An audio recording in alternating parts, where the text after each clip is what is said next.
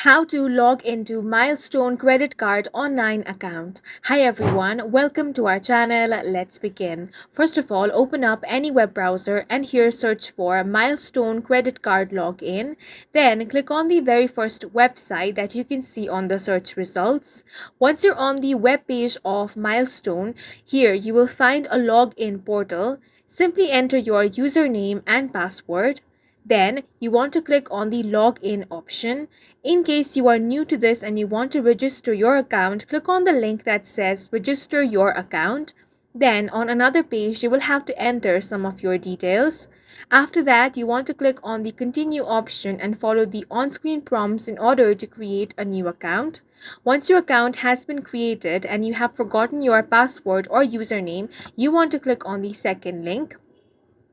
Here, enter the details such as username, last four digits of card, date of birth, and social security number to reset your password. To retrieve your username, enter the 16-digit account number, date of birth, and social security number, and click on the Request Username option.